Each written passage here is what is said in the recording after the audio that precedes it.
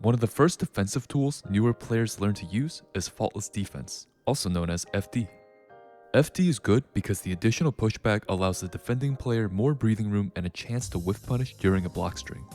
But I noticed that many players don't capitalize on this window. A big reason is that these players tend to hold their FD non-stop, which quickly drains their meter and lets the opponent repressure for free. Whenever you FD an opponent's pressure, you don't just want to push them away from you. You should be looking to mess up the opponent's rhythm and spacing by being unpredictable with your FD timing. The best way to do this is to briefly flicker your FD. Here's an example where a Heian goes for an overhead that whiffs when the Mei FDs the button before it. By throwing off the Heian's rhythm with good FD timing, the Mei avoids having to guess blocking high. While the timing is important, what you do after you FD is even more crucial to optimizing your play. When the opponent whiffs a large button, it's clear that you should go for a whiff punish, but this is not always going to happen when you FD. If you sit and wait for a big whiff to happen, smart opponents will recognize your FD habits and start to go for throws and pressure resets. The key is to adapt back.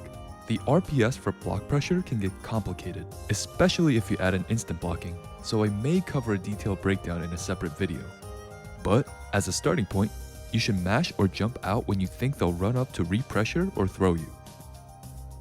And you should continue to block when you think they'll frame trap, or do staggered lows to catch your mash and jump.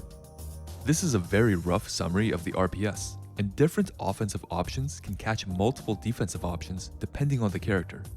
A good way to learn about these options is to watch videos of high-level players for your character. You could also ask in character discords. But the main takeaway here is to force the opponent to guess during their pressure by adapting your response after you block. This will take lots of time and practice, so please don't get discouraged. And that's it for today. I hope you found this info useful. As always, thank you so much for your support. Stay safe and have a lovely day.